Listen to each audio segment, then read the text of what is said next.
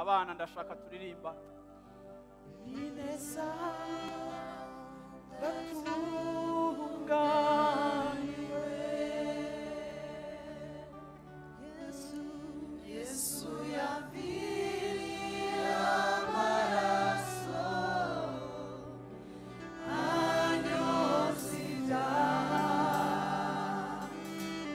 n'umwana mu rugo wa data. ibyo ari byo byose bigushikira si kazi muri umwana mu rugo rwa data, nimba uri kurageragezwa, nimba uri kuraca mu ntambara ariko uri umwana urava kwa papa, uracicaye ku birenge bya papa, uracari munsi ya couverture ya papa. Haleluya. ineza ndatunganiwe Yesu yaviriye amaraso anyoza ibyaha umwana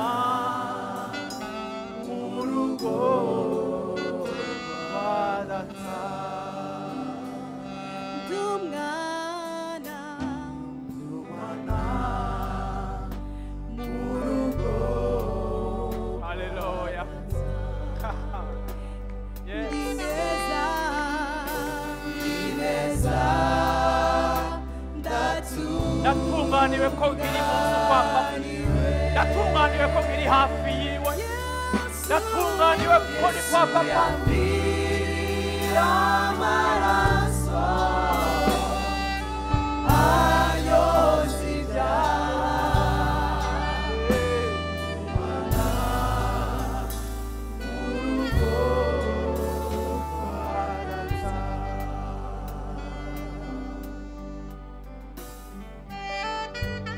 Yes. Yes. Ibyo biraduhagije kuba turi abana, ibyo biradukwiye kuba turi mu nzu kwa papa, ibyo biradukwiye kuba turi hafi yiwe. Ndatunganiwe muri kino gitondo kuko ni kwa papa, ndatunganiwe ko ni kwa data.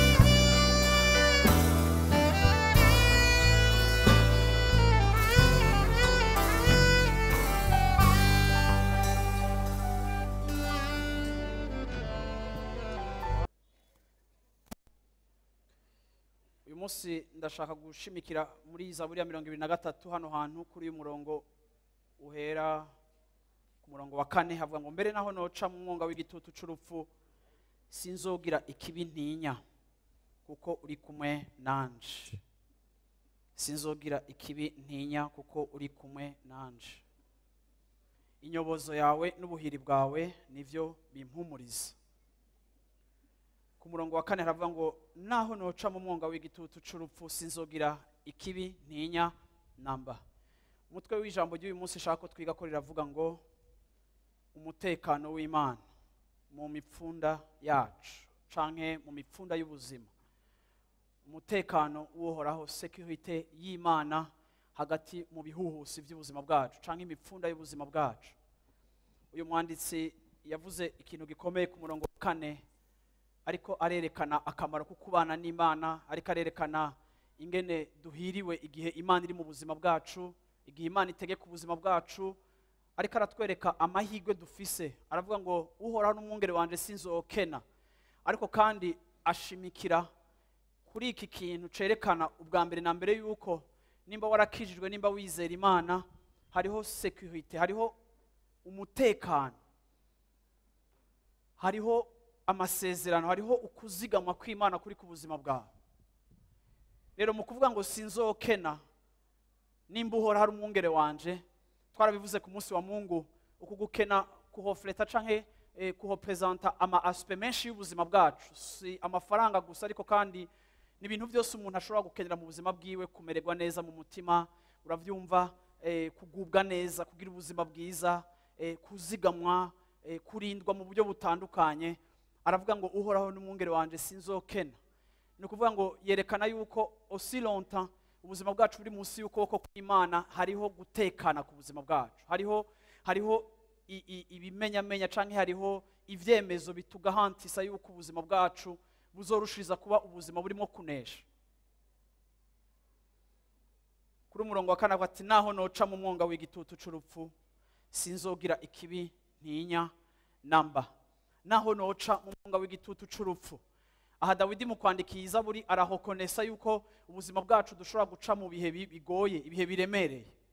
Hari igihe kenshi abantu bakijijwe bagerageza rimwe na rimwe kwibaza yuko kutavuga kuri bino bintu bibarinda guca mu bihe bibi, canke kuvyinyoha, canke kwifata nk'uko tutavyemera, canke hari n'igihe abantu bigishwa bakibaza yuko kuvuga ngo ibihe bibi birabaho umenga nukubihamagara no kuvyatiha.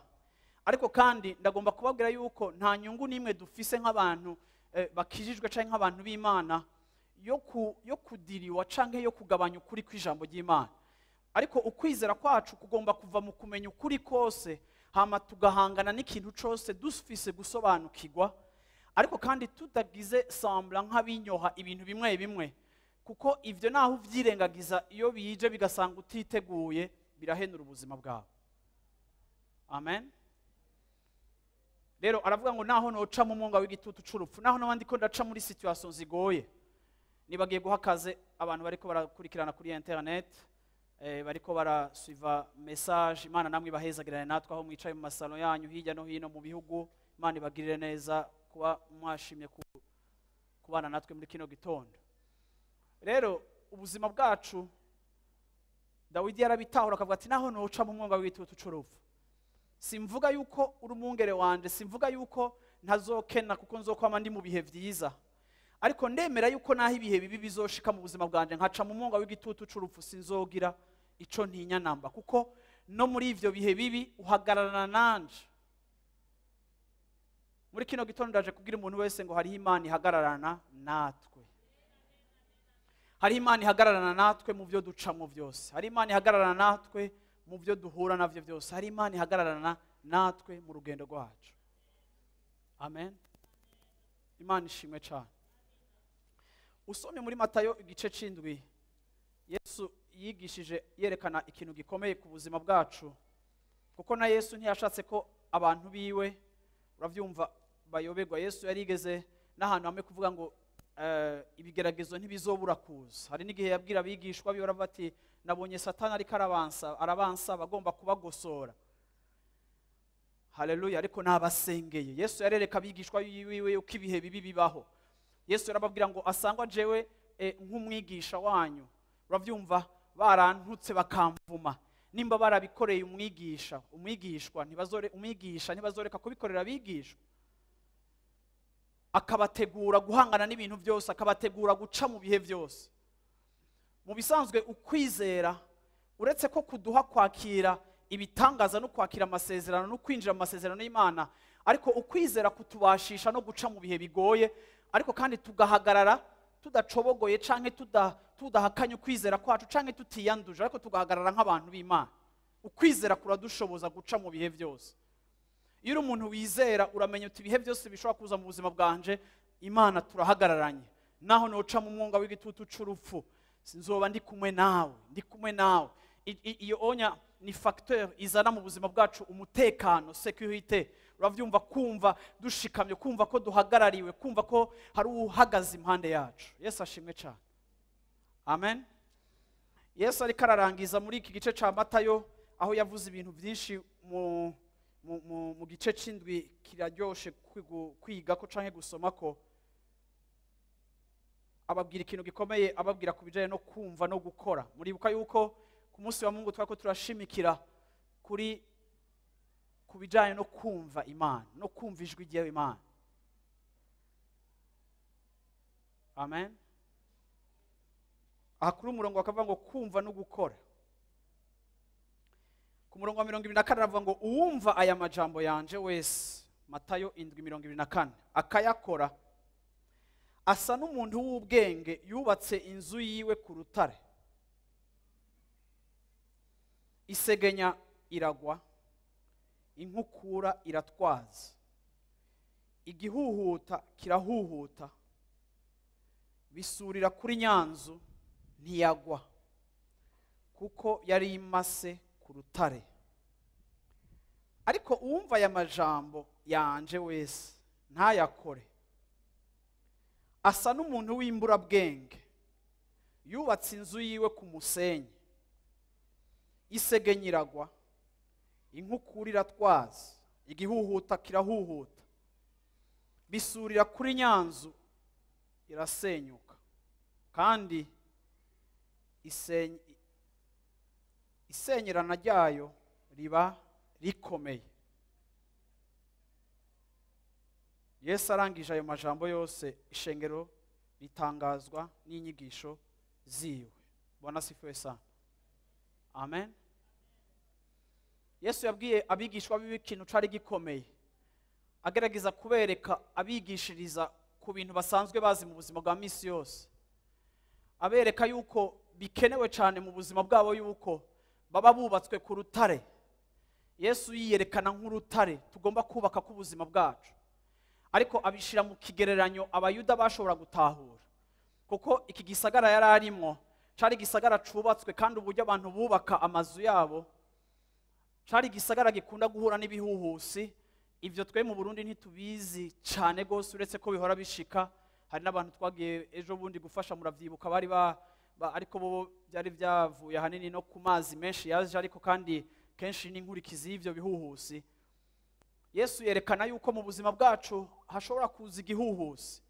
Aravuga ngo uwumva ijambo ryanje hama amaze kuryumva ntaryohererwe kumviriza abavuga butumwa benshi, ntabe umufana w'abavuga butumwa benshi, ntafate umunsi we wose yumviriza abavuga butumwa batandukanye abumviriza, ariko wa wundi amaze kumva ijambo ry'Imana, amaze kuryumva arikora akarishira mu bikorwa.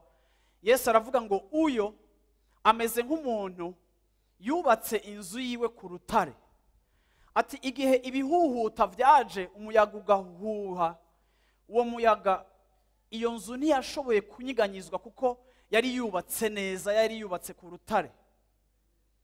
Igihe Yesu yareka abwira abayuda aya majambo, bari abantu bamwe ibisagara byabo byubatse ahantu habi, ku buryo ibihuhusi n'ibintu byashika kenshi mu buzima bwabo. Ariko ivyo bihuhusi canke iyo miyaga ikomeye ije yahitana ibintu byinshi. Yesu mu kubaha ako karorero agerageza kubereka umuntu yubatse ku musenyi n'ubatse ku rutare.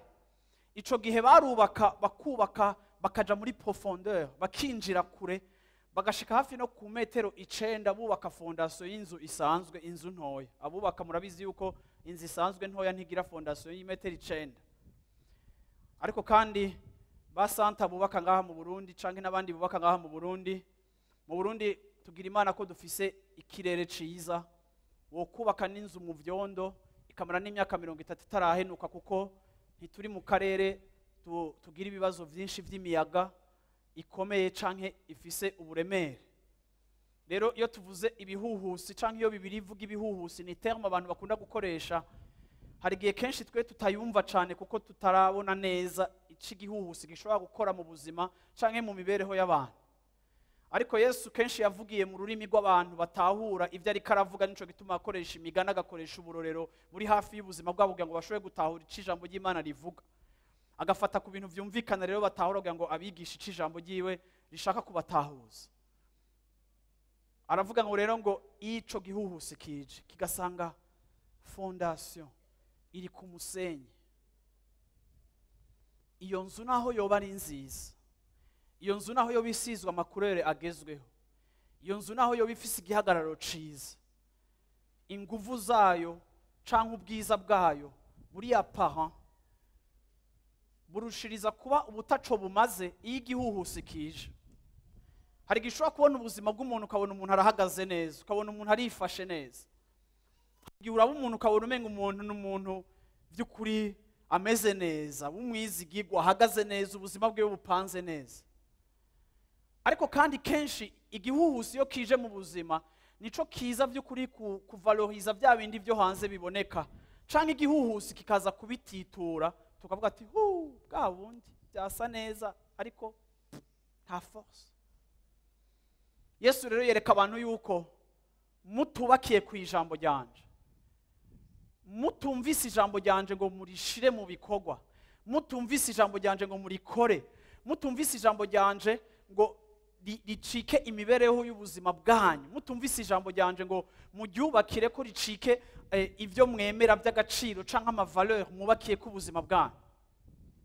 Ntaco bimaze kuja mu misa iminsi yose, ntaco bimaze gusenga kenshi nimba ijambo ry'Imana uhabwa canke ribibwa mu buzima bwawe, nimba iryo jambo atari ijambo rishizwe mu bikorwa.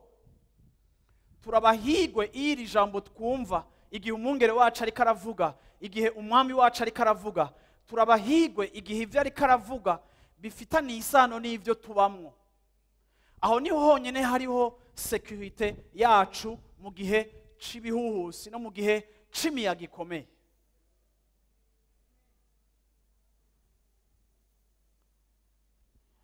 Amen. Imana ishimwe cyane. Hari igihe usanga abantu mu buzima bwabo baca mu bihuhusi bitandukanye. Iyo tuvuze rero ibihuhusi tukavuga iyo miyaga ikomeye irenganye, uravyumva, ari ayo ouragan, ari ayo cyclone, ari ayo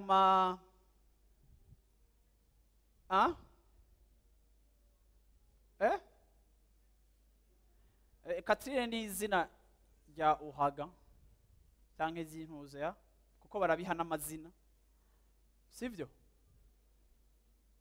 Ubuzima bwacu bugizwe n'ibihuhusi. Bwana sifuwe sana. Hari igihe haza mu buzima bwawe hakaza igihuhusi c'ubukene, ugatakaza akazi wari umaze igihe ufise akazi, ukabona akazi kabaye destabilize, ukabona murirukanywe, ukabona ubuzi buraheze, kikamera nk'igihuhusi kuko kigusanze ufise aho wari wubatse, wari wubakiye ku kazi kawe, wari ufise uwo mushahara, wari ufise ivyo kumara, wari ukurihira amashuri y'abana, wari ukurihira ideni ryawe rya banki wayisavye ideni iri guha kubera ufise umushahara, akazi baragagukuyemo. Ico ni igihuhusi gishobora kuza gitusha ubuzima bwawe, kaza ari igihuhusi kigize gute? Igihuhusi c'ubukene, igihuhusi gikora ku butunzi bwawe. Hari ibindi bihuhusi biza mu buzima bwacu, ibihuhusi biza biri mu migenderanire dufitaniye n'abantu. Abaca muri separation ari mu ngo zabo, abaca mu njyane zikomeye hagati y'abavukana, abaca mu njyane zikomeye hagati y'abagenzi, hagati y'abantu bari basangiye ibikorwa. Ivyo vyaza mu buzima bwawe bikaza biguhendura kuko bije gusambura imigendanire wari ufise, kandi bije bigukomeretsa. Hari amajambo mabi, hari bitutsi, hari ukubesheranira, hari ukurementanya amajambo umwe ku yundi. Ivyo bikaza ari bihuhusi, bikaza binyeganyiza ubuzima bwacu. Ivyo ni bihuhusi by'ubuzima bihora biza mu buzima bwacu.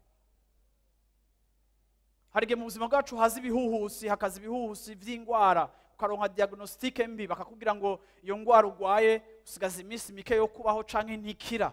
Uravyumva? Ariko kandi kikaza ari igihuhusi kuko kikaza kiguteye ubwoba, ugatanga gukorora amosozi, ukabona abana bawe baracari batoya ariko ubwiwe ko urwaye. Bikaza binyiganyiza ubuzima bwawe, bikaza umenga birakuranduye, kumva ntushaka gufungura, ukumva umenga ubuzima burahagaze, ukumva umenga ibintu byose birapfuye, ugatangura ikiriyo avant le temps. Hari ibihuhusi vyo gupfisha bihora biza mu buzima bwacu, aho abantu bapfisha, aho umuntu aronka amakuru mabi. Ejo bundi narababwiye mushiki wacu Katrine hajya yariko araturongora ku munsi wa Mungu muri louange na adoration, haraheze misi ya Mungu ibiri heze. Uravyumva turongora twese duhimbaza Imana, ariko uravyumva ariko arahimbaza Imana, ariko araturongora, ariko ntazi ko mubo bavukana yapfuye. Bamusanze mu gitanda bamwiciye ahantu mu Gatumba, babimenya haheze imisi 3. Ico ni igihuhusi kiza mu buzima kikakunyiganyiza Katrine. uravyumva bari umuntu ukunda bugize gute ko n'igihuhusi kiraza ntigisaba rendezvous ntikitubaza ngo kiraje ntikiduteguza ibindi bihuhusi byo mu isi abameteorologe barabibona bakabiprevena bakavuga ngo iki gihuhusi kije ni phase 4 ni 5 bakevacue abantu bakitegura rimwe bakavyexagera ariko kameme bagafata ama précaution abandi bakugara amazu yabo abandi bakagira gute ariko kandi hari ibihuhusi biza mu buzima bwacu ariko tukaba tutabiteguye kandi tukaba tutavyimvire bikaza bitunyiganyiza mu buzima bwacu harabaho ibihuhusi kandi uyu musi muri kino gitondo ndiko ndavuga hari umuntu ashobora kuba ariko arumva neza ivyo ndiko ndavuga hari telefone yo hagati mwijoro iguhamagarika kugira ngo ibintu karabaye umuntu akabona uricaye ku gitanda utangwe gukorera mosozi uronse inkuru mbi ivyo biraza mu buzima bwacu uzoshaka kubahenda n'uzobazanira ubutumwa bubabwira yuko ivyo bitabaho uwo nyazobashatse wozoba ari umuvugishwa w'ibinyoma Yesu yarabwiye abigishwa biwe avuga ngo uravyumva ibi bihe bibi bibaho yarabwiye ati ariko kandi mureme naranesheje isi ijambo ry'Imana rivuga ngo ukwizera kwacu niko gutriomphe du monde kwizera kwacu kuranesha kwizera kwacu kuraduha kunesha ibibazo byose iyo biturukira ari biza biva iburaruko canke iburengerazuba canke mu bumanuko canke ibigira gute ariko kandi ukwizera kwacu kuraduha uravyumva kurema kuko turazi yuko naho nzoca mu munga w'igitutu c'urupfu azoba ari kumwe nanje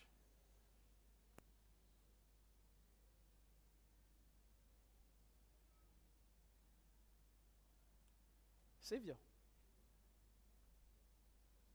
Yesu rero abwira abigishwa biwe ababwira ati umunsi w'igihuhusi umuntu yubakiye ubuzima bwiwe mu majambo yumvise mvuga akayafata akayagira fondation yiwe agafata amajambo y'Imana yumvise akuze agasanga aho bamubwiye yuko ataca azovamwo ari gipfu ari iki ingene isi yatudefinishije ingene isi yatwise ingene system itwita murafise ukuntu mwiyita murafise ukuntu societe yabise ariko umunsi ijambo ry'Imana ryategwa mu buzima bwanyu mukaryakira ijambo ry'Imana niryo ritudefinisa neza kurusha ikindi kintu cyacu cyose mu buzima bwacu umunsi nakira iryo jambo ryabaye iryo kubakira ku buzima bwanje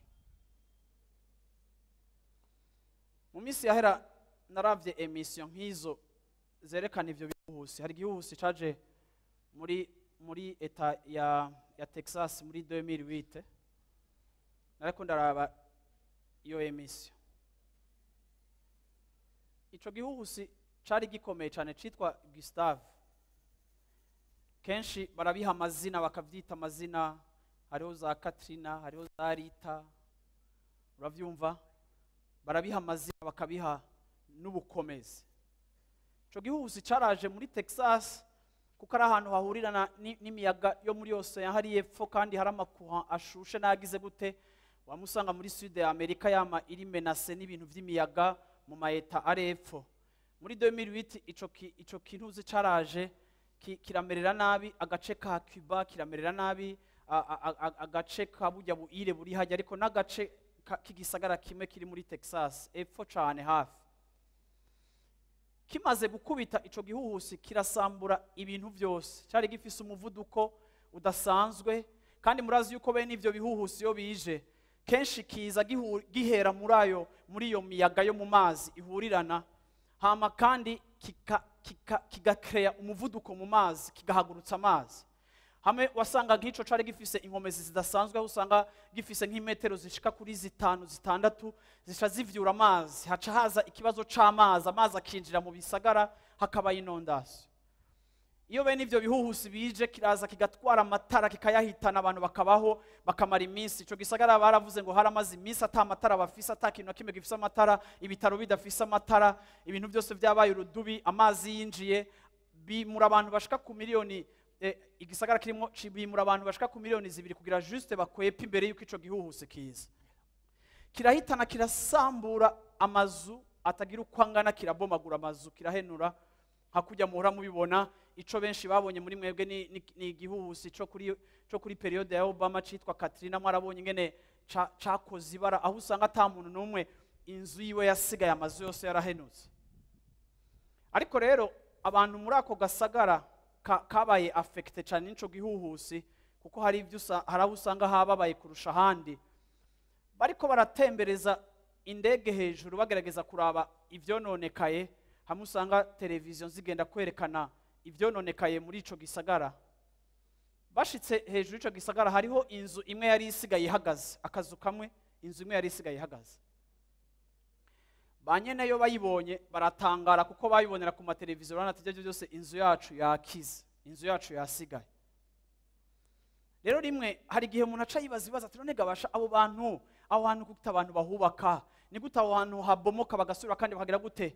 Bavuze ngo amadega ico gihuhusi cateye yashobora gutwara imiliyari zirenga 37. Ni kimwe mu bihuhusi muri Etats-Unis catwaye cyakreye amadommage menshi ku buryo ho construction yasaba amafaranga menshi cyane, 37 miliyari yo gusubira kandi gusubira kubaka amazu. Kuko none gute abantu baca basubira kandi bakubaka ahantu nkaha kandi ibihuhusi vyama bihaza, bigenda gute, bigira gute?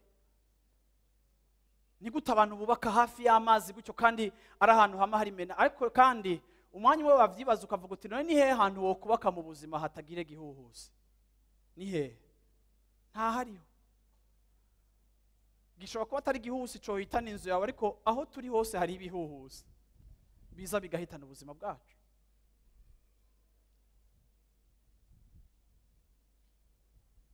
Ako kandi ico gihuhusi kiraza kirakora amadega, kironona igisagara, kiragira gute? Ariko abantu bararyoherwa babonye inzu yabo yarasigaye.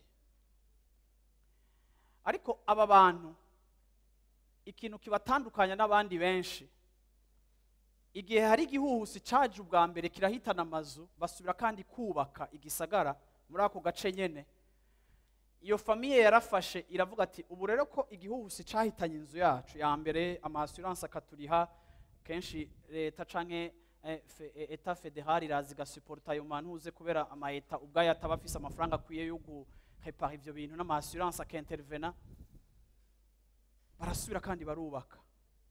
Ariko iyo famiye bafata inzu yabo bavuga ati kubwa mbere twahitanye n'igihuhusi, reka duhindure fondation yacu. Cette fois inzu yabo bayiha profondeur, bayiha fondation ikomeye, bakubita isima nyinshi muri fondation, bahereza amafaranga yabo muri fondation.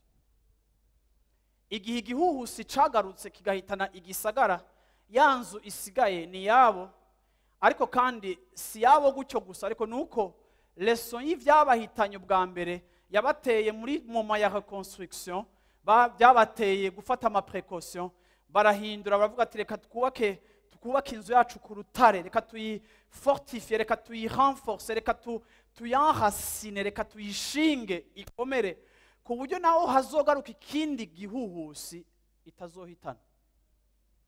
Muri ubwo buryo inzu yabo ibirakize kuko bayubatse ku rutare.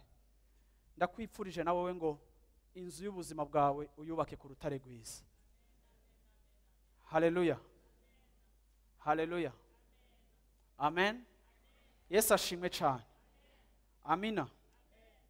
Ndashaka gusoma ijambo riri muri mu Bakolosayi igice ca 2 ku murongo w'indwi. Abakolosayi igice ca 2 ku murongo w'indwi. Colossiens chapitre 2 verset 7. Barizo micano iti ubuzima bwawe bwubatse he?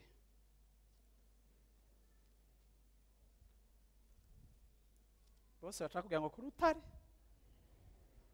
Basikari ibintu byo kwiparika, ari ukwipendereya, ariko kandi mubwiye uti igihuhusi kizobitwemeza. Haleluya. Abakolosayi 2 ku murongo w'indwi havuga ngo mushinze imizi muri we, mwubakwa muri we, mushikamishijwe n'ukwizera nk'uko mwigishijwe, murushiriza gushima. Bwana sifiwe sana. Yesu ashimwe cyane. Mushinze imizi muri we. Iri jambo riratwereka yuko icimana ihamagarira abantu. Paulo areka arabwira ishengero, yaraberetse yuko tugomba kuba turi abantu bashize imizi yabo muri Yesu Kristo. Urashobora kuba ufise ubucuti bwawe n'Imana, urashobora kuba ubuzima bwawe utabwubatse ngo ubuhe iyi profondeur. Mu Gifaransa bavuga ngo muri enracine, mutewe. Iyo igihuhusi kije kigasanga ikintu kirashinze, kigasanga ikintu gifise imizi iri bwina, ico giti kirahungabana, ico kintu kirashobora guhungabana kigasanta yuko umuriro ari mwinshi, ariko uburebure n'uburemere bw'imizi canke bwa fondation buratuma kijya kintu kitanyiganyizwa ngo kiranduke gose. Rero Paulo arandikirira ishengero avuga ngo mushinze imizi muri we, mugize gute? Mwakiri, urabyumva, mushinze imizi muri we, mwubakwa muri we, mushikamishijwe n'ukwizera. Aya majambo yose murumva yuko ararenforsa, uravyumva, eta yacu canke uburyo bwacu bwo kuba turi etabli kuri iyo sol, gushingwa, gushikama, gushinga. Amen. Usomye Yakobo igice ca mbere ku murongo wa 21, Yakobo igice ca mbere ku murongo wa 21, avuga ikintu kindi gikomeye hano hantu nshaka ko duhagarara ko turiko turigira ijambo muri kino gitondo. Jacques 1 verset 21 avuga ngo, nuko rero mwiyambure imyanda yose n'ububi busigaye, mwakirane ubugwaneza ijambo ritewe muri mwebwe rishobora gukiza ubugingo bwanyu. Mwakirane ubugwaneza ijambo ritewe muri mwebwe, kuko iryo jambo rirashobora gukiza ubugingo bwanyu. Mwakirane ubugwaneza ijambo ryatewe mu buzima bwanyu. Recevez avec douceur la parole qui a été plantée en vous. Iyo ijambo ry'Imana turiko turaryumva, tuba turiko turateragira mu buzima bwanyu, tuba turiko turashira ikintu mu buzima bwanyu, tuba turiko turazana uko kuri mu buzima bwanyu.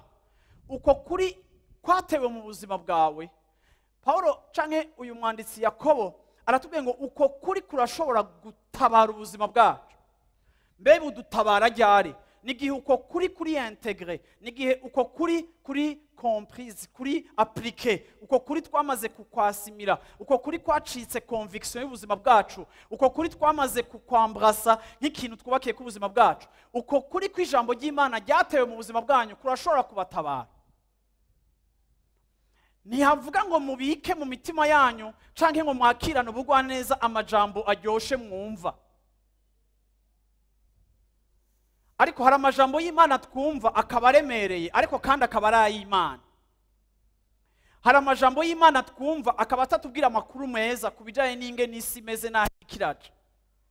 Ariko n'aho aya majambo atatubwira amakuru meza, ariko n'amajambo y'Imana. Rero tugomba kugira mu ishengero abakristo bari en mesure yo kwakira ijambo ryose ry'Imana ritewe mu buzima bwabo. Peu importe uko rimeze, ariko nimba ari iry'Imana ugomba kuryakirana ubugwaneza. Aponene wabivuze vendredi, ntitwakirana gusa umunezero amajambo atubwira amasezerano yacu n'ivyo Imana izokora tugaca tubisurinya. Ariko n'aya majambo Yesu atubwira ngo ibihuhusi ntibizoreka kuza, nayo tugomba kuyasurinya tukayakira, kuko n'ay'Imana. Ntatubwira amakuru meza ku bijanye n'aho duhagaze, ariko kandi ni ijambo ry'Imana. Kandi ijambo ry'Imana ivyo rivuga ryose ni inkuru nziza, kuko ntitubihindura kandi rirahagaze. Bwana sifiwe sana. Amen. Imana ishimwe cyane. Haleluya. Rero ivyo bihuhusi rero bije muri ubwo buzima bwacu, bigasanga ijambo ry'Imana riratewe mu buzima bwacu, rirashinze imizi mu buzima bwacu, hari ikintu kiza kikakunyiganyiza, kikaza kikagutera ubwoba, ariko rya jambo ryabikwa mu mutima wawe warihagararako, ukumva riraguhaye kuresista, aho ibindi byose biriko biraba devaste, wowe ugashobora guhagarara. Bwana sifiwe sana. Haleluya. Amen. Ndamaze kubona ubuzima bw'agakiza butaryoshe, ni bene ubwo buzima abakristo usanga bamwe bakunda illusion, bakunda ibintu bitari ivyo, canke bubakira ubuzima bwabo ku bintu bitari ivyo. Ariko nasanze ukuri kw'ijambo ry'Imana iyo ukubakiyeko, Yesu avuga ngo nukubaka ubuzima nukubaka inzu yawe ku rutare, n'igihuhusi nikizoza iyo nzu izoguma ihagaze. Izoguma ihagaze. Kandi ibihuhusi byose birarengana, ariko iyo birengane biba vyononye, ariko igisigara gihagaze nicubatswe neza. Ndasenga ngo mu izina rya Yesu Kristo, igihuhusi cyacu cyose uri kurahura naco mu buzima bwawe, ikiriko kirahuha ku buzima bwawe, kiriko kirahuha ku nzu yawe, ndasenze ngo kigusiga uhagaze, kuko wubakiye ubuzima bwawe ku rutare rwiza ari we Yesu Kristo Yesu. Haleluya. Yesu ashimwe cyane. Rero icyo nshaka kuvuga ni iki? Nshaka kuvuga ngo bene uyu muntu yubaka akagira fondation ndende, muvyumve yuko ntivyoroshe kubaka fondation ndende. Abantu ngahi Burundi mwubaka kuri large canke mwubaka kuri plage, murazi ngena ahantu hari amazi, abantu iyo baja kubaka bagira fondation ndende. Nico gituma na large ariyo quartier iri mu quartier yatanguye kubakwa kera ari kidahera iguma irimo amashanti. Kwera ifaranga ry'umuntu agiye kubaka hajya ahantu riherera muri fondation. Kwera hategezwa kujamo amafaranga menshi kuko ni mu mazi. Bigaca bituma abantu bapfuma baja kubaka ahandi hakuza kubaka mu mazi aho ingufu zabo zose zirera muri fondation. Rero umuntu ashira ingufu muri fondation abakozi igikorwa kigoye kandi abakozi igikorwa kitoroshe. Kuko twese turakunda gushira ingufu ku bintu biboneka tukamakiya hanze tugasa neza. Sivyo? Abantu bose barakunda gushira ingufu ku by'abantu baza kubona ko bati inzu ya nakaniya hatari. Ariko nta bantu bakunda ko amafaranga yabaja muri fondation. Kuko fondation nta muntu azoyibona ni kuzimu.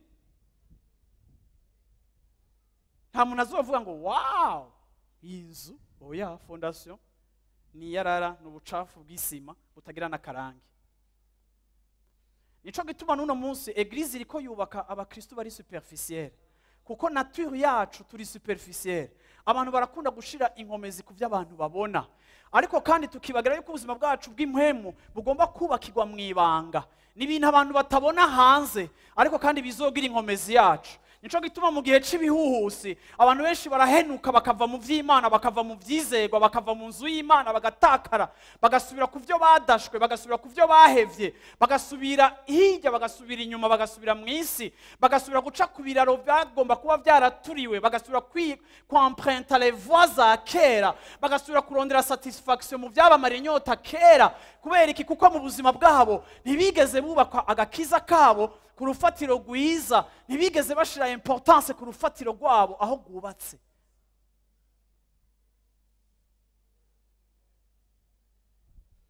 Nico gituma Imana iturinde iryo dini. Nico gituma na Petero yanditse ngo namwe bagore ntimushire ugushariza kwanyu, uravyumva, kuri ornement no gusa neza hanze. Ntaba ari byo mushira ko importance kugira ngo mushaze hanze, ariko kandi nk'abagore b'Imana mushaze mu mitima yanyu mushajishije ukwera kw'indani n'ikintu kitaboneka. Ariko kandi ivyo byose ijambo ry'Imana riduhimiriza ko vy'indani nivyo bigira force y'umuntu w'Imana, nivyo bizana victoire y'umuntu w'Imana. Ego mara amasaha uri kurimakiye ukigira mwiza fine, ariko reka habeho equilibre hagati y'amasaha yo kwimakiye hanze na maquillage interne, aho abantu batabona ariko ahagira inkomezi zawe, ahagutera kuba wubatse neza.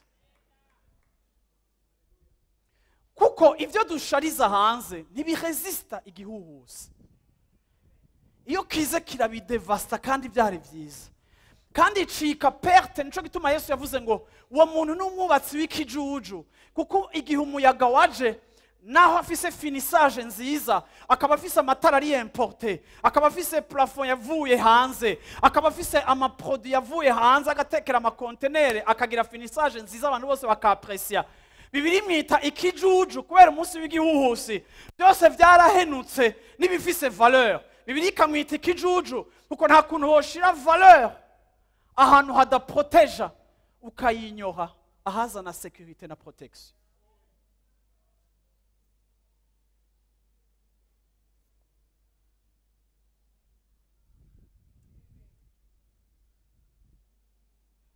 Gira umwicanyi uti itwararike fondation yawe.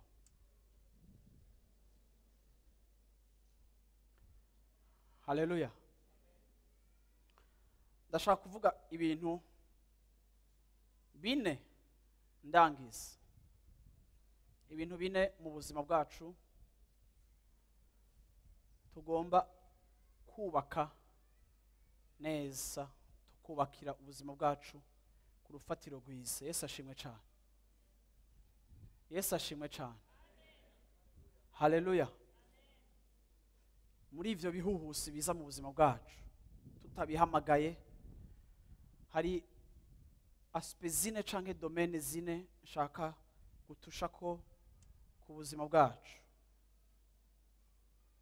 icambere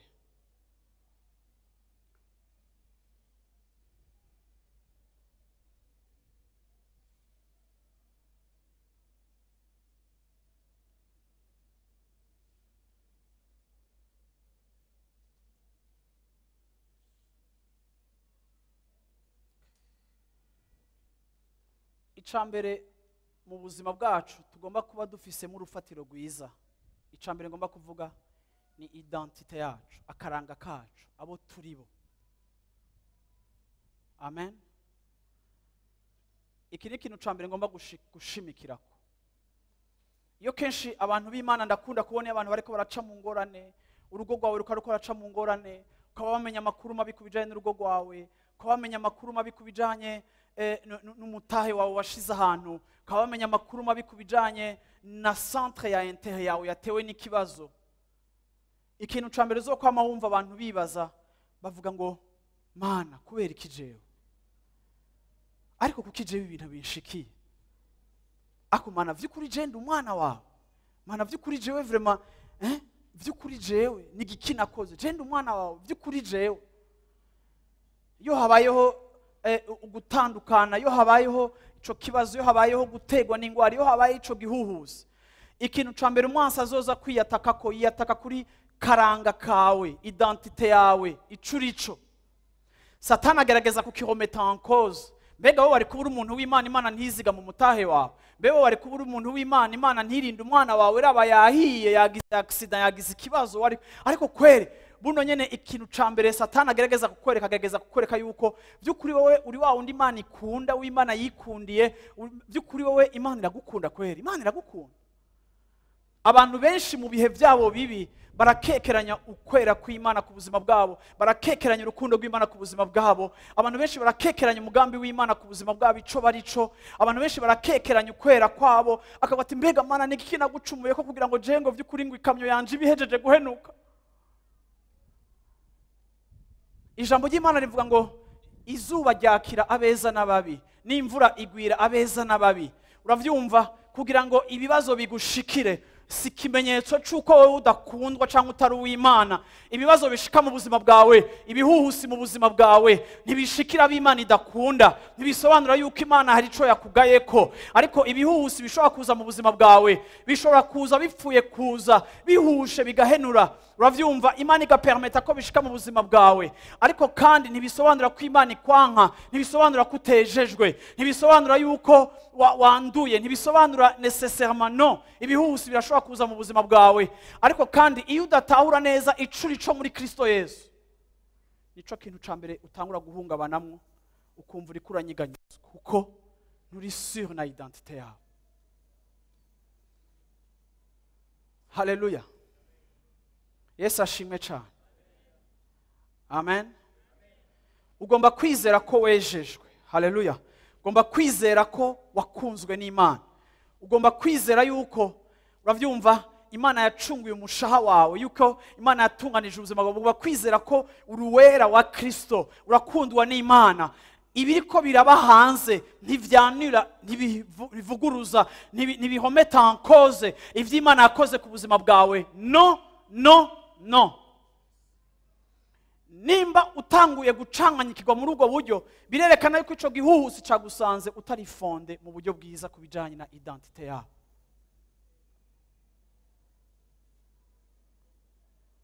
Amen. Yesu ashimwe. Iyo ni domaine, ako n'agace ko mu buzima bwacu shengero ry'Imana tugomba gutravayako, identite yacu. Nukuri umuntu w'Imana agomba kuba yiyizi icari cyo muri Kristo Yesu.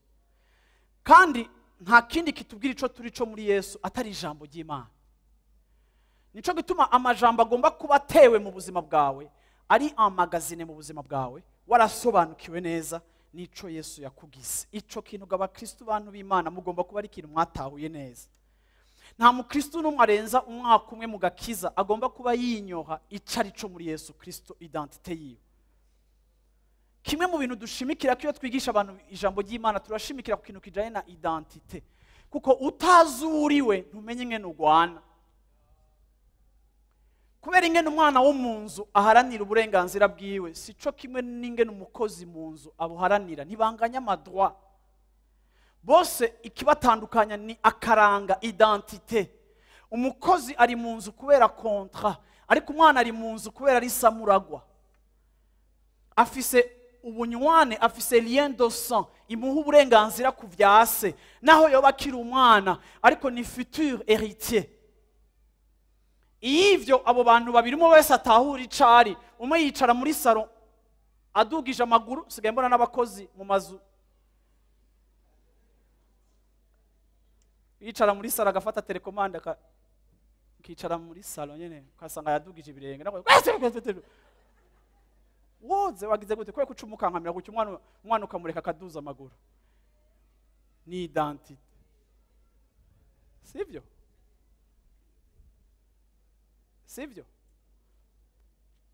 Rero bantu b'Imana, ikintu ca mbere kiduha guhagarara ku munsi mubi mu bihuhusi ni ukwimenya.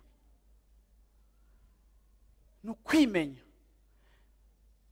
Ijambo ry'Imana igihe cyose rikubwira, amajambo yose yo muri Bibiliya atwereka ico twagizwe muri Kristo Yesu. Ayo majambo mugomba kuyameditako, ayo majambo mugomba kuyarimburako, ayo majambo mugomba kuyiyubakamwo, ayo majambo mugomba kuyizera, ayo majambo mugomba kuyareka gashinga imizi muri mwebwe.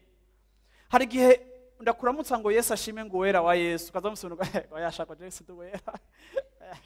Je umunyabyaha apfuye nabi. Oya, ntiwibaze ngo uraciye bugufi kuko wita umunyabyaha. Uri orgueilleux, ufise ubwibone, uri kuranka kwakira ico Imana ikwita kuko wibaza ngo uri super spirituel kurusha Imana. Imana yakwise uwera kandi ntiyari iyobewe kugikora amakosa mwamwe, ariko kubw'umusaraba no kwizera Yesu Kristo wagizwe uwera. Abera ntiturinda kubemeza inyuma y'igihe cabo cyo gupfa. Ijambo ry'Imana rivuga ngo abizeye bose yabahaye ukwera. Rero iyo bene uko kuri kw'ijambo ry'Imana ugiye wibaza ngo uri kuricisha bugufi cyane ukazura kuhojeta, nivyo bizogukwegera ku munsi w'igihuhusi kuko kizogusanga utari fonde quelque part.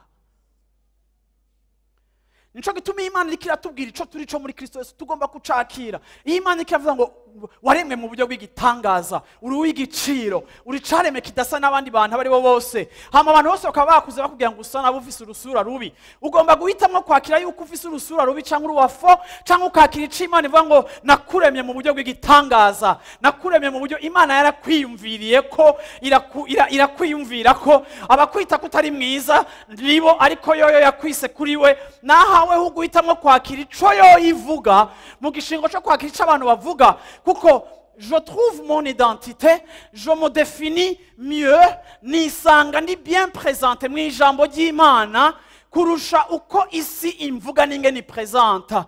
Nico gituma ngomba kwizera presentation Imana ingirira, nico Imana ivuga sur ma personne kurusha ico wowe n'abandi bariko barambarira, naho mwoba muri benshi mubimbarira, ariko iyo nje mu nyonga y'Imana, Imana irambwira ngo naragutoranije, uri umwana wanje nkunda. Izina ryawe narishize mu kiganza canje, narinyegeje, narishushanije mu kiganza canje, uri special. Rero ugomba kwakira ico Imana kuvuga ko ninge n'Imana ikudefinisa, kuko ico nico turico.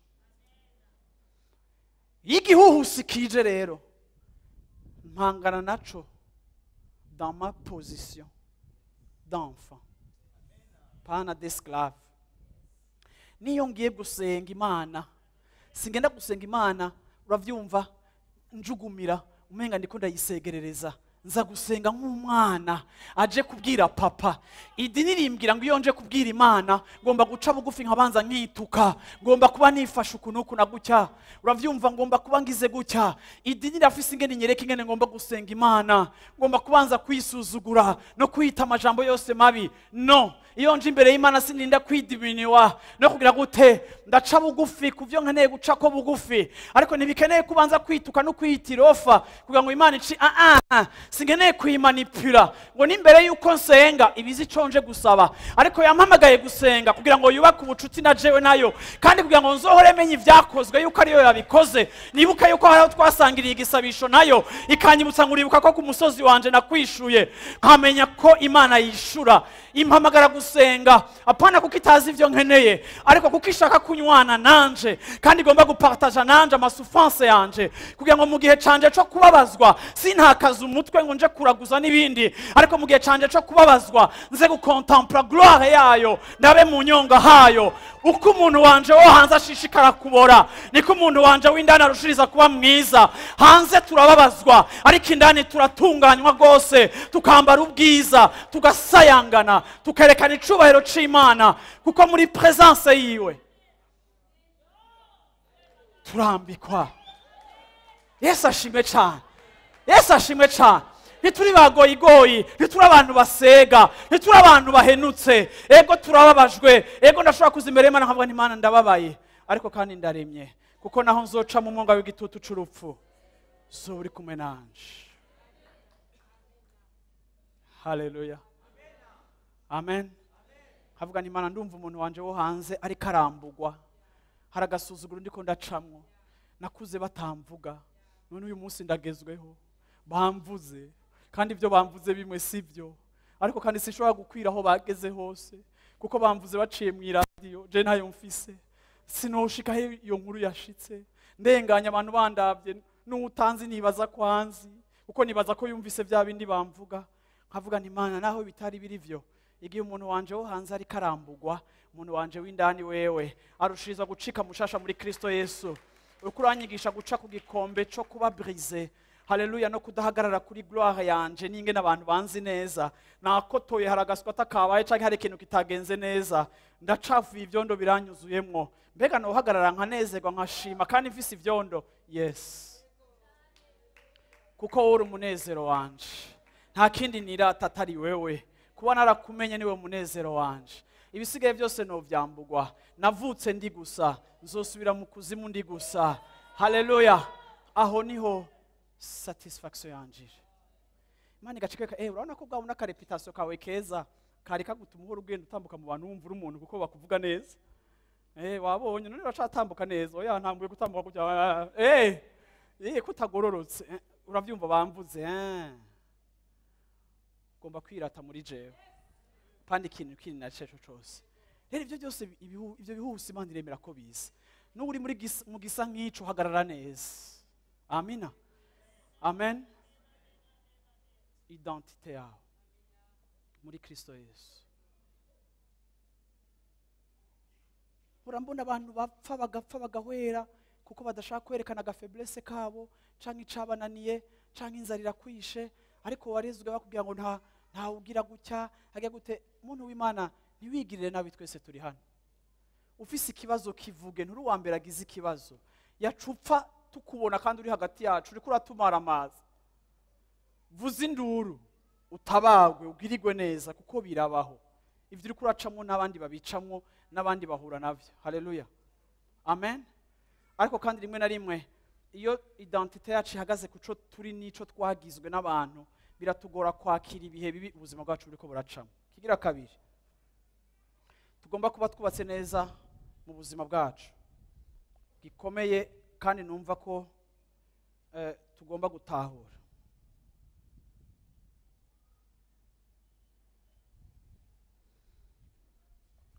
Agace k'ubuzima bwacu k'ivyaha, aho naho ne tugomba kuba twubatse neza ivyaha byo mu buzima bwacu, ibitugora, ibitunanira.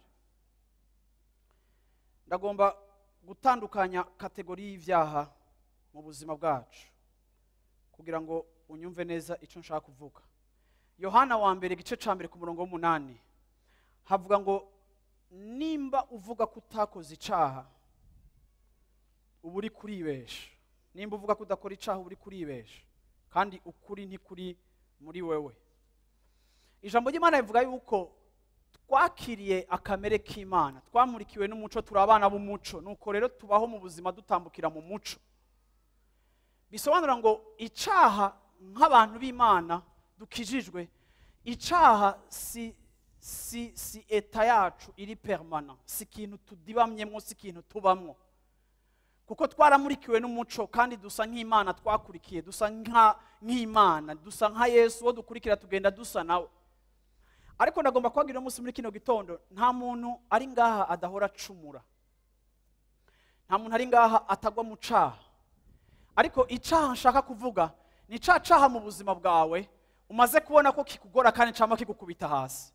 umuntu wese usanga si umuntu wese ariko hari igihe usanga umuntu mu rugendo ahageze mu gakiza hakiriho ibintu bikikuboshe cyangwa utaranesha, ugasanga rimwe na rimwe kumbure uri umuntu agira ibyifuzo byinshi, uri umuntu wamufise ibintu uri kuripfuza, uri umuntu ugira ishari ryinshi, cyangwa ugasanga uri umuntu uvuga abandi, uvuga nabi abandi, wamuri uravuga akanwa kawe kama karyoherwa no gusambura abandi, ugasanga ico kintu kirakuboshe, urakibayeho mu buzima bwawe, cyangwa ukisanga uri umuntu igihe cyose wamuri kurashaka kumanura abandi, igihe abandi babavuze neza wowe urabamanura kuko nukunda umuntu mwenye nasifiwe kama siyo weye, uravyumva uca wiyataka kuko uri umuntu afise jalousie muri wowe, ugasanga ico kintu kiraboshe ubuzima bwawe.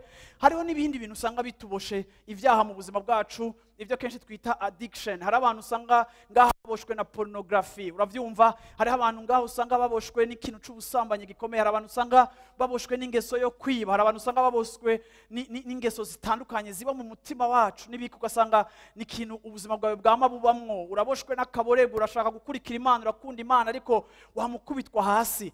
Aho hantu naho niho hantu imisi yose iyo igihuhusi c'ibigeragezo kije kikaza muri sanse y'ingene urwaye, urasikomba, uragwa. Aho hantu naho urakeneye ko ijambo ry'Imana ritegwa muri wewe rigakomeza. Aho hantu hawe hagwaye, ijambo ry'Imana rikakweza, ijambo ry'Imana rikagutunganya, ijambo ry'Imana rigafortifia ivyo bihengeri vy'inzu yawe canke izo faye z'inzu yawe zama zituma Satani umenga muricaranye kandi murabana. Aho hantu ifo ko Imana ihagukomereza. Ariko ndashaka kuvuga ahambere navuze ibyaha bisanzwe ugwamwo, byabaye mu vyimviro, byabaye mu bikorwa, byagize gute.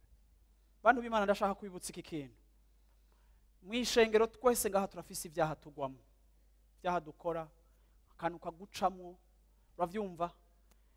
Ariko kandi ugomba gutahura yuko ijambo ry'Imana rivuga ngo nous tendons vers la perfection. Tubayeho tugenda duhingurwa. Igikorwa cyo guhinduka ntikiba mu munsi umwe. Igikorwa cyo guhinduka mu mpwemu cabaye umunsi mwakira Yesu nk'umwami n'umukiza, uwo munsi mwese mwacitse abera. Ariko naho juridiquement mu mategeko y'Imana mwacitse abera, mu mibereho no mu mikorere yanyu hari ibintu bimwe bimusanga umuntu akigenda gwamo. Uko wegera Imana niko domene zahugwa zigenda zigabanuka, ukagenda ubuzima bwawe butunganywa, ukaba umuntu vy'ukuri asa neza, afise amakosa aharuye. Ariko nta muntu ari munsi y'izuba yo kugira ngo ntaca hanakoze, nta numwe. Nande sino kubesha amagaze ngaho ntaco nakoze, tubibamwo biradushikira. Ariko eglise niki? Eglise ni communauté y'abantu bababariwe. Eglise ni umubiri w'abantu bababariwe, batangana bose bari kuri urwo rugendo. Hari aho ushitse, hari aho ushitse, hari aho utarashika, ntitungana. Bamwe barihuta kunyaruka bivaye n'ingene biha Imana, abandi baraceregwa bazana n'ibitsitaza kubera ingene batiha Imana. Bamwe iterambere ryabo riraboneka kandi nico kiri souhaitable, ariko abandi iterambere ryabo ntiriboneka. Nico gituma hagati muri twebwe turashobora kugirirana amakosa, urashobora gucumura kuri mugenzi wawe. Ariko reka kuva muri eglise ngo kubera hari umwene data yagutsitaje, kuko iyi ni communauté yabejejwe kubera ico Yesu yakoze, ariko sabera kubera ibikorwa byabo. Ntidutsindanishirizwa n'ibikorwa byacu, dutsindanishirizwa n'iciwe. Ariko ico nkeneye kubona mubo turiko turajana, mubo turiko turagendana, ndakeneye kubona yuko mbega Rina ari karavansa, mbega Oho ari karavansa, mbega Audrey ari karavansa, mbega Ngingo ari karavansa, mbega Nido uri kuravansa. Nico kintu dukeneye kuba turi mu nzira, aho ku munsi ku myaka ku mwaka tuva mu bwiza tuja mu bundi. Yesu ashimwe cyane.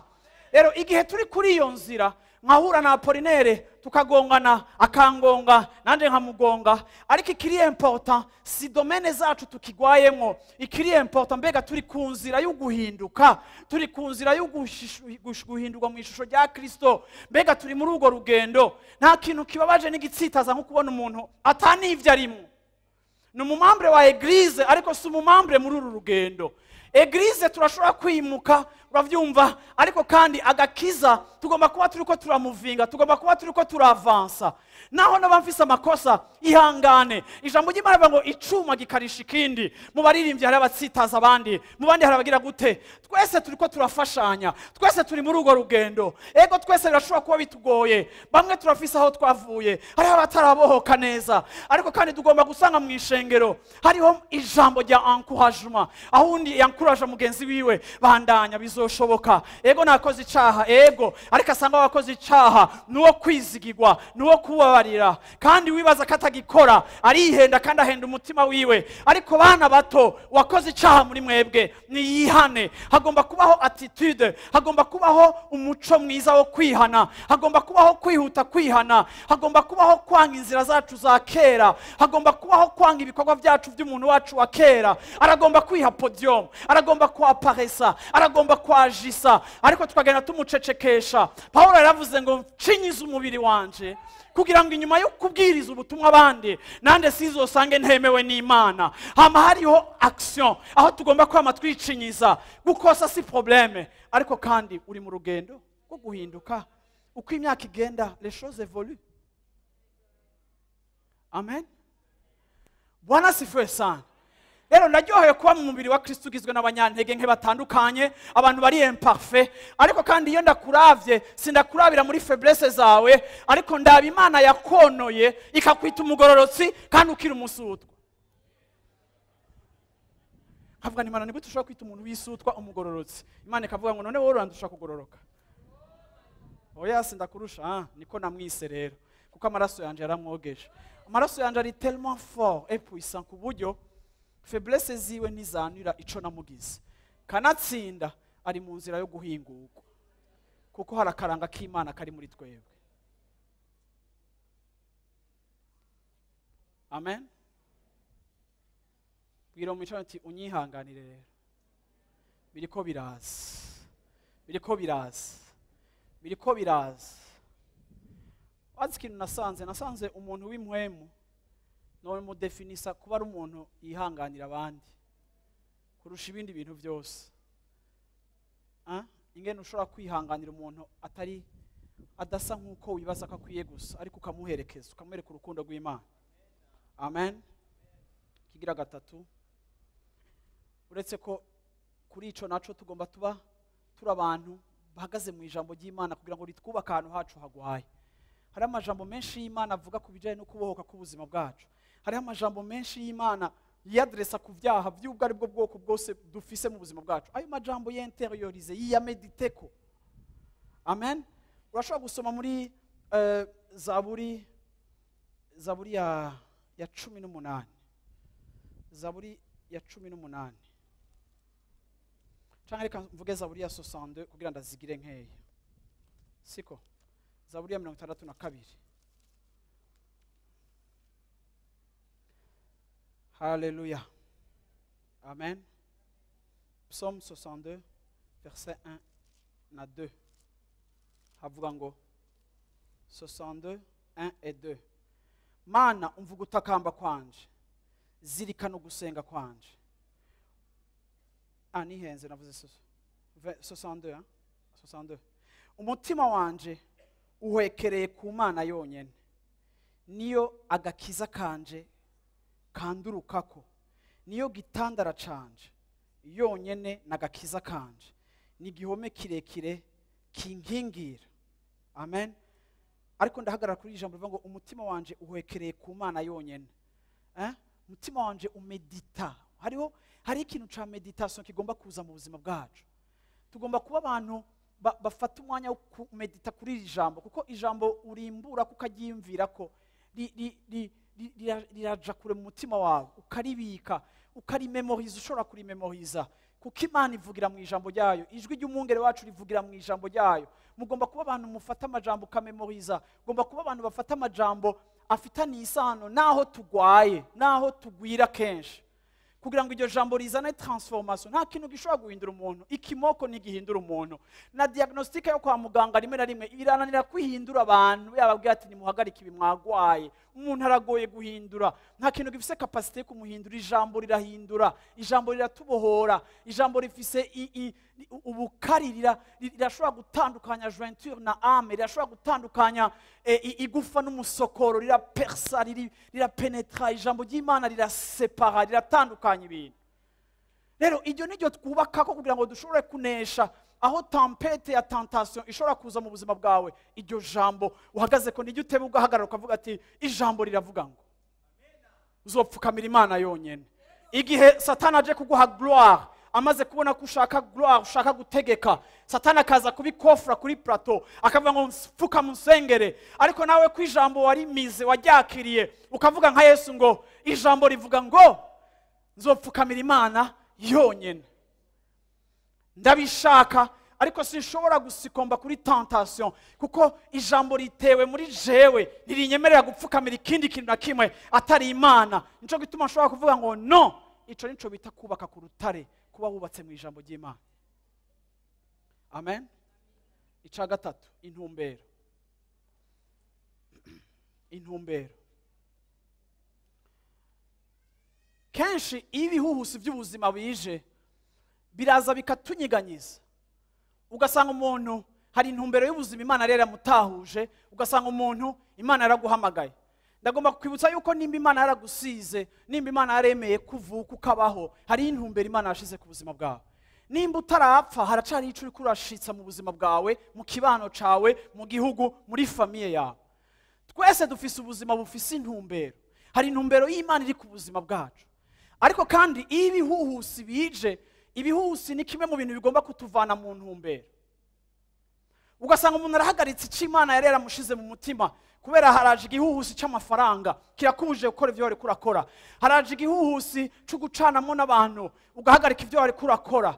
Kubera iki? Kuko udashaka kubandanya, kubera naka wamutakaje, naka yabivuyemo, naka yabihagaritse, nawe ukabura hagaze. Wahora guha amafaranga akagusutena ngo ukore ibyo wahora ukora, yahagaritse kuyaguha, nawe uciye uhagarika ngo ndabihagaritse. Ariko ngana kubwiye ngo ntukemere yuko hari igihuhusi kiza mu buzima bwawe ngo kidevaste, gihenure intumbero Imana yashize mu buzima bwawe. Asanga mu ishengero tubagaburira, tukabekipa, tukabaha ijambo ry'Imana, tukabigisha ijambo ry'Imana. Ibi dukora mu nzu y'Imana tubekipa, tukabagaburira ijambo ry'Imana kugira ngo iri jambo ry'Imana ribafashe gushitsa intumbero Imana yashize mu buzima bwanyu, umuhamagara Imana yashize mu buzima bwanyu. Ntihagomba kubaho excuse canke pretext nimwe Satani yofatirako. Ariko kandi kenshi kugira ngo intumbero turimo bimenyekane by'ukuri ko tuyirimwo, Imana iremera ko haza ibihuhusi mu buzima bwacu.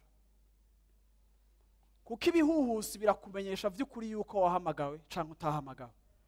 Ico cyose uhagarika gukora kuko waye atake, nuko by'ukuri utigeze ugikoreshwa no kumvira Imana no gukunda Imana. Ndakunda kumva abantu bahagaritse ibikorwa, bamugize gutya, bamuvangiye, bagize gutya. Reka ndakubwire, ntukemere ko ari ikintu na kimwe kigucecekesha kuko wavutse kubw'iyo ntumbero. Nimba ugihumeka Imana ikiguhaye ubuzima, nuko iyo ntumbero ikirabandanya mu buzima bwawe. Rero ntukemere ko Satani agushira kuri bando touche naho Eglise gushira kuri bando touche. Ntukemere ko hari ikintu kikwicarika naho ubukene bwo gushira kuri bando touche. Ntukemere, kuko igityosha ubuzima bwawe nuko uri kurakora ya ntumbero Imana yaguhamagariye. Yesu ashimwe. Yesu ashimwe. Ugomba kuba waracengewe mu buzima bwawe na comprehension na conviction y'icyo Imana yaguhamagariye, ku buryo naho ibintu byohungabana udashobora kuva mu ntumbero Imana yaguhamagariye. Siko abantu b'Imana, sivyo? Amen. Icanyuma, kazoza kawe hamwe na Yesu. Bwana sifiwe sana. Haleluya. Kazoza kawe hamwe na Yesu. Ton futur avec Jésus. Ngira mvuga ikintu abantu badakunda rero. Iyo mvuga ngo kazoza kawe ugomba kuba ugafisemo amasezerano. Hari amasezerano menshi Yesu avuga yuko azobana natwe. Hari amasezerano menshi avuga yuko tuzova muri ubu buzima kandi tukabana n'Imana ibihe bidashira. Abakristo benshi bari inyoha kubijanye n'ijuru. Abakristo benshi ntibakunda ibintu by'ijuru kuko bumva umenga ibintu biri mystique, ni ibintu biri bizarre. mbega kwanza rirabaho, mbega twosanga twaribeshe, mbega ibyo bintu kwanza byavuye he? Nta logique bifise, ibintu by'ijuru nimba ari ibintu bitagira logique, bien n'ivyo bintu ahantu tuzoja Yesu akazoza kudutora amana yaje akatujana. Uravyumva ivyo rero kenshi abantu ntibavyiyenteresa ko kuko ni ibintu atari by'ubu buzima, kandi vema dufise amasentire de sécurité twatasha cyane kuri ino si, kandi isi vema turayikunda kandi iraryoshe, kandi vraiment tubifise ko amaprojet menshi kuri Yesu aba arihanganye, sivyo? Ariko kandi kumenya aho uri kuraja, kumenya amasezerano y'Imana hanze y'ubu buzima. Bibiri ivuga ngo Imana yashize muri twebwe iciyumviro c'ibihe bidashira. Imana yashize muri twebwe la pensée de l'éternité. Imana yashize muri twebwe iciyumviro twibutsa yuko ngaha mu isi atari wacu, turi ingenzi, turabahita, nta permanence dufise ngaha mu isi, nous sommes des passagers sur la terre. Ivyo bitahura mu ijambo, Yesu yarabwiye umumarayika arabwiye abigisha ngo uko agiye niko azoza, agiye kububakira amazu, aravyumva niyaheza azoza kubajana, aho azoba ari niho muzoba muri. Abigishwa ntibari baryohewe cyane ko Yesu aragiye, kandi kubabwira ibintu vyakure bizoba, ivyo none bizobajyara ayo mazu kwanza yubatse gute? Uravyumva iyo nkuru bimaze iki kwitubwira ko agiye kutwubakira amazu, kandi twe dufise ama problème yo ngaha? Nabanza twubakira yo ngaha kwanza, nabanza duhereza ibibazo byacu byo ngaha, ajya azoba arayubaka. Uravyumva kenshi ibintu bya eternité biratwanuya kuko ntibifatika, kandi mfise ama problème yo no munsi. Ariko ako kazoza igituma tugomba kuba tukubatseko nuko iyo ubuzima bwacu buri fonde kuri iyo réalité na compréhension niyo conviction, biradufasha mu kubaho, kumenya yuko turiko turabaho, ariko naho turiko turabaho ntituriho nk'abantu batariho. Umupagani ni wabaho asambuka kuko avuga ngo babaho rimwe, kandi c'est vrai kuri wijambo ry'Imana rivuga ngo azoja mu muriro udahera, nabeho rero nashaka asambuke. Ariko twebwe turafise ahantu tuzoba tudashobora kuestima dans le temps, tudashobora no kuhavugisha langage yacu kuko ururimi rwacu ntiruvise dimension ya eternité, kuko Imana yaduhaye langage ivuga ibiri mu isi byumvikana. Ariko kandi kuko nzi yuko igice kinini yacu kubaho kwanje kiri muri eternité, ngomba kubaho muri ubu buzima nemvesisa aho nzoja, kandi nshobora kugira ibyo sacrifice uyu munsi, kuko iherezo singaha, ivyo mbereho singaha, sinzokwiyanduza kugira ngo nakerisi ivyo ngaha, ariko kandi nzokwifata neza kuko naho no buri ivyo ngaha hari haho ndiko ndaje. Kumenya ko hariho kazoza mfitaniye na Yesu Kristo kampa kapasite yo kujija no kumenya ingene nifata, no kumenya ama priorité, no kumenya ingene mbana n'abantu, kuko sindi umuntu ahahamiye ivyo ngaha gusa, ariko ndafise iwacu mwijuru. Hari iwacu mwijuru, amen, haleluya, inkumbu zaho ziranyishe, amen. Ndakumbuye abera mwijuru, amen, haleluya, inkumbu zabo ziranyishe, amen. Nzobona Pawulo mwijuru, amen, haleluya, inkumbu ziwe ziranyishe. Abo muri 2017 ni munyitabire. Haleluya. Turafise kazoza hamwe na Yesu. Amen. Haleluya. Rero iyo Satana janse bizanyereka ivy'isi, ndamubwira ati Satani sinkeneye kwandura kugira ngo ndonke ivy'isi, kuko ndafise iwacu mwijuru.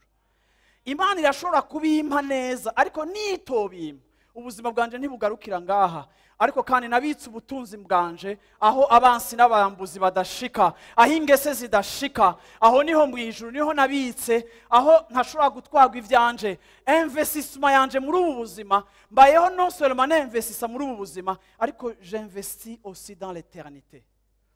Iyo umuntu w'Imana yubakiye kuri iyo vérité niyo réalité, arafise uko aza kwifata, arafise uko aza kwikomporta, arafise ama décisions za gufata, arafise umuco umupermeta gufata ama décisions y'ubuzima bwiwe basé sur ako kazoza katwebwe n'Imana. Haleluya. Amen. Mana ishimwe cyane. ndarangije mvuga ngo nimba hari igihuhusi cahenuye ubuzima bwawe kikaba caraje kikaguhenura kikakudevasta kikagusambura, umere nk'aba bantu usubire wubaka inzu yawe ku rutare ari ryo jambo ry'Imana, ari ryo Yesu, kugira ngo igihuhusi gikurikirane kize kiguhitane, aho kize gisanga ubuzima bwawe bwubatse, haleluya, nk'uko Imana ishaka, kandi bwubakiye ku ijambo ry'Imana, ukomejwe n'iryo jambo, peu importe ivyizogenda uracamo byose. Amen. Imana ibahezagire. Haleluya. Amen. Ndashaka kubyaguruka tugasengera hamwe, tukavuga ati Imana ndashaka kubaka ubuzima bwanje ku rutare, aho igihuhusi kidasubira kandi kikampenura. Haleluya. Amen.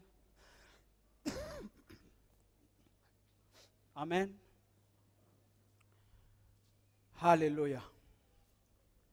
Ijambo twubakiye ko kubijanye n'ubuzima bwacu, ijambo twubakiye ko kubijanye n'imibereho yacu. Bwana sifiwe sana. Iryo onya niryo rizodutabara ku munsi mubi, mu gihe c'igihuhusi, mu gihe c'imiyaga myinshi. Haleluya. Amen. Hariho abantu usanga ego byarashitse, ariko kandi uvuga uti Imana ndagomba kubakira kuri wewe. Waranyeretse, warantahuje ko ntari bati kuri fondation, sindi bati kuri rock, ariko tuwe mohoshe. Ni wewe nzokwimvira ko mu gitondo, ni wewe nzomeditako. Haleluya. Mana subira ubaka ubuzima bwanje ku rufatiro rwiza. Haleluya. Ubakira ubuzima bwanje ku rufatiro rwiza, ubakira ubuzima bwanje ku ijambo ryawe, kugira ngo mbashe kuja imbere, kugira ngo nshobore kwimenya neza. Nasanze igihuhusi cyaranyeretse ko ntiyizi neza, nasanze igihuhusi c'icaha carahitanye ubuzima bwanje, nasanze igihuhusi c'ubuzima carankuye mu ntumbero wanshizemo, nasanze igihuhusi c'ubuzima bwanje caranyibagije yuko hariho kazoza kanje na wewe, hariho aho nzobana nawe ibihe bidashira. Mana subira unkomeze Mana, kugira ngo nubakire kuri izo verite, nubakire kuri uko kuri, ko kuri kumpe guhagarara, ko kuri kumpe kuresista ivyo bihuhusi biza by'ubuzima, biza binyeganyiza muri ayo madomene y'ubuzima bwanje. Haleluya. Haleluya. Haleluya.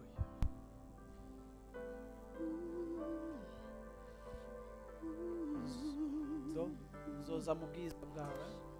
Yes. Washaka kumudugiriza ibiganza aho uhagaze canke aho wicaye. Haleluya. Mu bwiza bwiwe niho twakiririza inkomezi. Haleluya.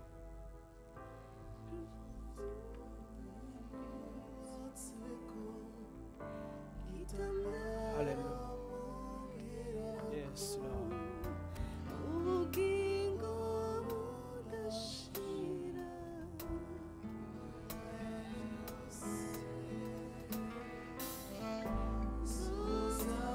Yes.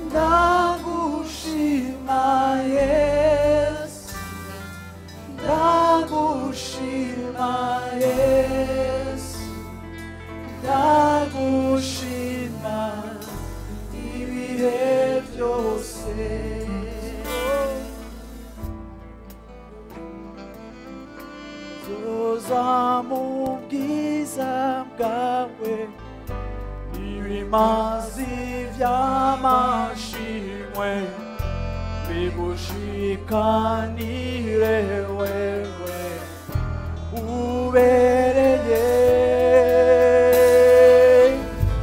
zoza mu bwiza bwawe. Ibimazi vy'amashimwe bigushikanire wewe umbera byose.